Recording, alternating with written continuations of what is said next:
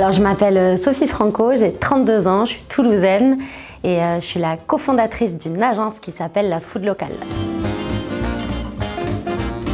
À Vidal, je crois que c'était 2011-2012 par là, j'étais en BTS Tourisme. À l'époque ça s'appelait BTS Vente et Production Touristique et j'ai fait 2 ans. Depuis mon diplôme, donc moi j'ai créé un blog il y a 10 ans, juste après le BTS Tourisme.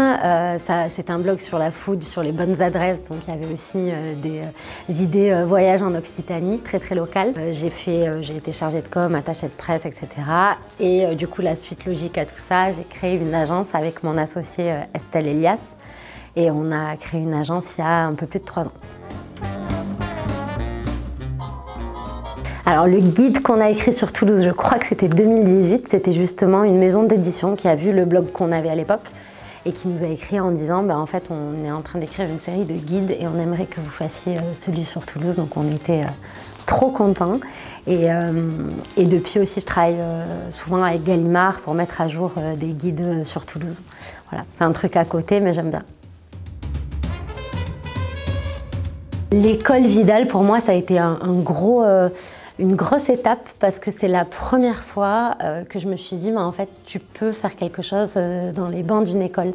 C'est-à-dire que moi toute ma scolarité je suis toujours passée, j'ai pas redoublé, ça s'est très bien passé mais j'arrivais pas à trouver d'intérêt et là pour la première fois j'avais des profs qui travaillaient à côté, qui étaient des vrais professionnels et du coup je me suis mise à fond quoi, je travaillais tout le temps et ça a été un déclic de me dire déjà je suis capable.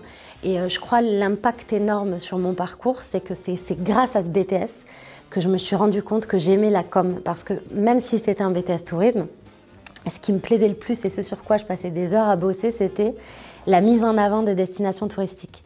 Et en fait, du coup, c'est une suite logique ce que je fais aujourd'hui et c'est ce que j'aimais faire. Et ça c'est si j'étais pas allée dans ce BTS, il n'y aurait pas eu ce tilt, quoi. Alors mon meilleur souvenir, il y en a plein. Je dirais le week-end d'intégration. C'était une école à taille humaine aussi. En tout cas, le souvenir que j'en ai, je crois que c'est toujours le cas aujourd'hui, c'était taille humaine et tout le monde se connaissait. Je trouve que c'est ultra confortable de partir dans l'univers professionnel comme ça, quoi. Et ensuite, les moments à la cafette aussi, bon, c'est pas des moments de travail, mais en vrai, voilà, c'était comme une maison, on était bien ici. Matière préférée, c'était, je crois que ça s'appelait NRC, Négociation Relations Commerciales. C'était avec Monsieur Mangonia, qui est à la retraite depuis. C'était beaucoup de mise en situation et ça me plaisait énormément ça. Voilà, il nous simulait des entretiens en agence de voyage et il m'a beaucoup appris parce que c'était quelqu'un qui vivait ses cours et je trouvais que c'était aussi très concret.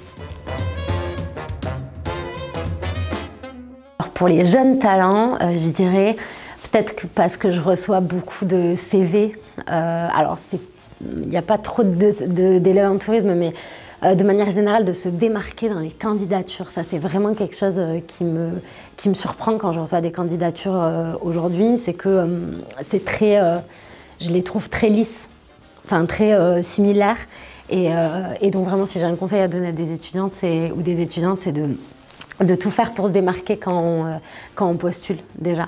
Et c'est pas parce qu'on est étudiant qu'on peut pas commencer à faire des trucs à côté. Ça vous sert grave pour plus tard. Voilà, moi c'est ce que j'ai fait donc, et je regrette pas.